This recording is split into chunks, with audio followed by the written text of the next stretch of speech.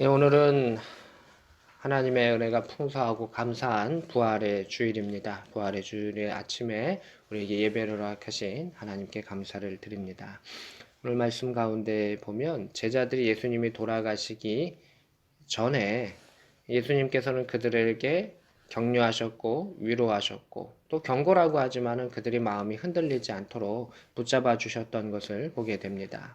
14장 27절에 예수께서 제자들에게 말씀하셨습니다. 너희가 다 나를 버릴 것이다.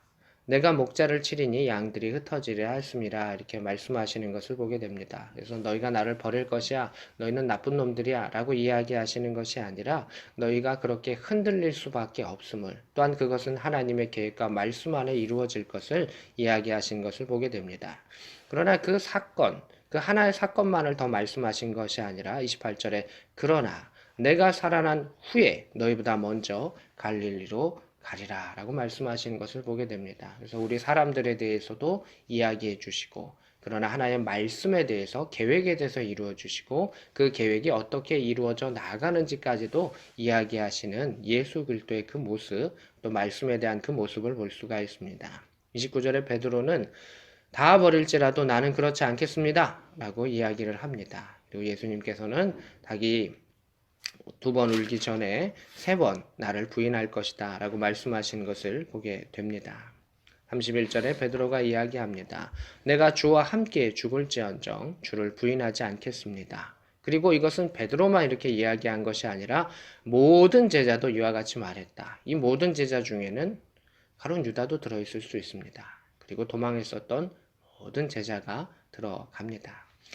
베드로가 이렇게 힘있게 말했지만 또 그 말고의 그 귀를 치기도 했었고 또 여러 가지 일들이 있었지만 결국 베드로는 도망갈 수밖에 없었고 예수님을 부인할 수밖에 없었습니다. 우리가 입술로는 내가 이렇게 하겠습니다. 내가 이렇게 합니다. 라고 말할 수 있지만 우리는 참으로 연약한 존재고 넘어질 수밖에 없는 존재고 또 넘어졌던 존재들입니다. 베드로도 그렇게 했습니다. 예수님은 너희가 그렇게 할 거야. 너희의 그 연약함을 내가 안다. 라는 그 예수님의 말씀을 볼 수가 있습니다. 32절에 겟세마라는 곳에 제자들과 늘 기도하셨던 그곳에 가셔서 그리고 특별히 베드로와 야고보와 요한을 데리고 가시면서 그 앞에서 기도하셨던 것을 보게 됩니다. 34절에 내 마음이 심히 고민하여 죽게 되었다. 내 마음속에 큰 어려움이 있다. 너희는 여기 머물러 깨어있으라 이렇게 말씀하신 것을 보게 됩니다. 기도해라 라고 말씀하시지 아니하고 깨어있으라 라고 말씀하신 것은 나와 함께 있어달라 라고 말씀하셨던 것을 보게 됩니다. 그래서 우리가 어떤 것을 크게 기도하는 것도 참 중요하지만 그저 주님과 함께 살아가는 것, 주의 말씀을 붙잡고 주님을 생각하며 살아가는 것, 그 자체만으로도 하나님 보시기에 또 풍성하고 합한 것이다 라고 하는 것을 볼 수가 있습니다. 또한 35절에 주님께서 이때가 자기에게서 지나가기를 구하셨다. 아빠, 아버지요. 정말 어린아이와 그 부르는 그 호칭처럼 그 친근함의 그 모습으로 아버지, 이 모든 것이 하나님께 가능하오니 이 잔을 내게서 옮겨 주옵소서. 그러나 나의 원대로 마옵시고 아버지의 원대로 하옵소서라고 하는 가장 친밀하면서도 가장 성숙한 기도를 주님께서 하셨던 것을 보게 됩니다. 38절에 이제 주님께 한 단계 더 나아가십니다. 시험에 들지 않게 깨어있어 기도하라. 마음에는 원이로되 육신이 약하도다. 처음에 이제 그들과 같이 가셨지만 이제 같이 있기를 원하셨었습니다.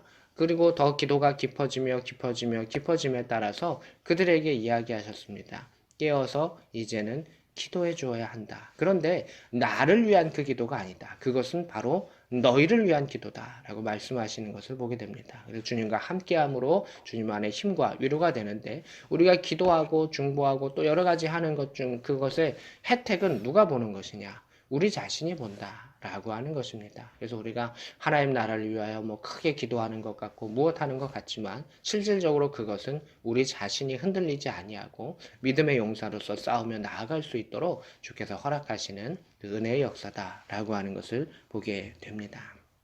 그리고 사람들이 붙잡으러 왔었습니다. 47절에 곁에 있던 자 중에 한 사람이 칼을 베어서 대제사장의 종의 귀를 떨어뜨리는, 베어버리는 그러한 일들이 있었습니다. 그리고 50절에 보면 제자들이 다 예수를 버리고 도망하니라 이렇게 말하고 있습니다.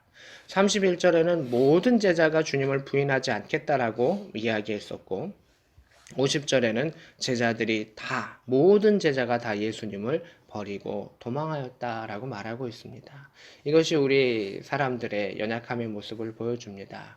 제자들이 3년간 예수님과 함께 했었습니다. 귀신을 내어 쫓는 모습을 보았고 그들도 귀신을 내어 쫓았으며 죽은 자를 살리신 예수 그리스도의 기적을 체험했었으며 그 가운데 그들은 예수 그리스도를 이렇게 하나님의 아들로서 부르기도 했었습니다. 신앙의 고백도 했었습니다. 그러나 결국 도망할 수밖에 없었던 그 말한 것을 지키지 못하고 도망할 수밖에 없었던 제자들의 연약함을 보게 됩니다.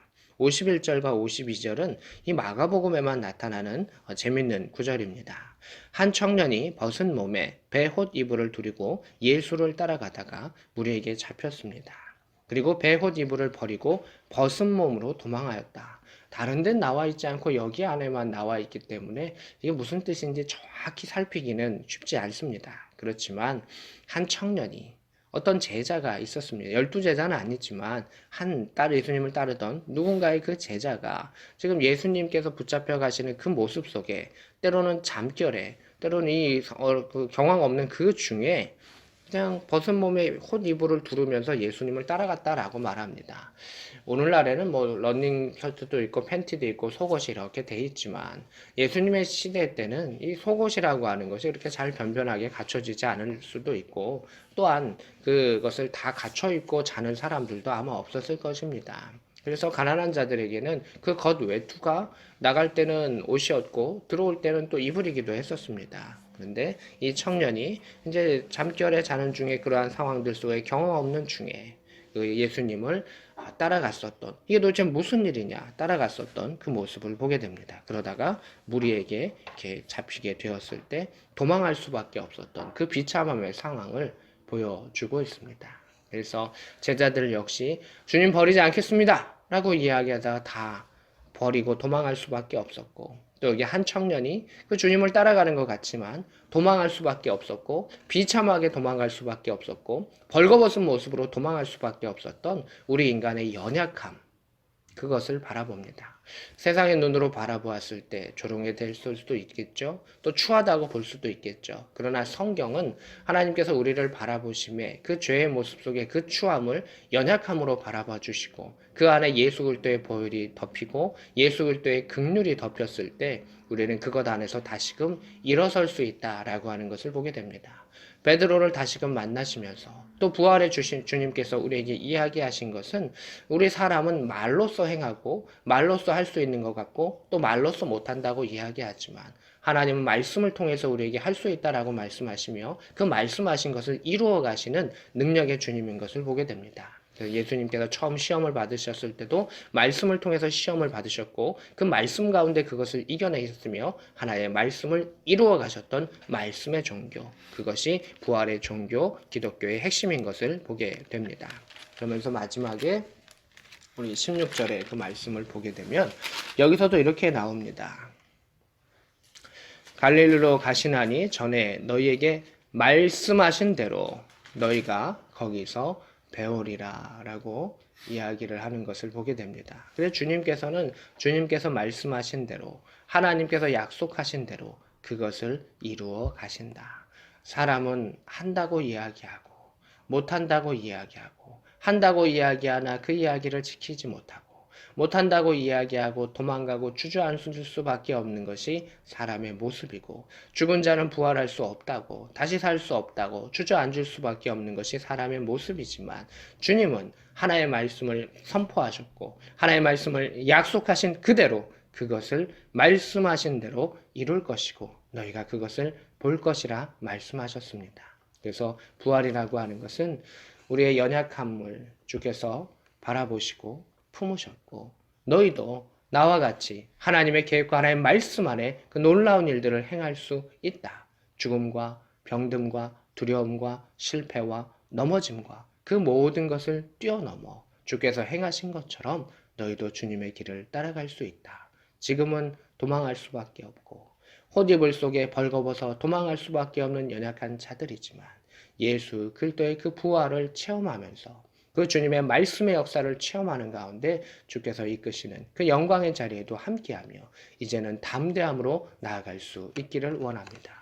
그 베드로를 주님께서 만나셔서 너가 젊었을 때는 너가 원하는 것으로 행하려고 했었고 또 도망가기도 했었고 이렇지만 너가 나이 든 후에는 남이 원하지 아니하는 곳으로 데려갈 것이다. 그러나 그 가운데 하나의 말씀의 역사가 일어날 것을 주께서 우리에게 약속하여 주셨습니다. 믿음의 성숙한 자로 하나님의 말씀에 의지하여 하나님의 말씀을 이루어가며 하나님의 뜻과 계획 안에 이룰 수 있는 복된 저와 여러분 될 수 있기를 주님의 이름으로 축복합니다.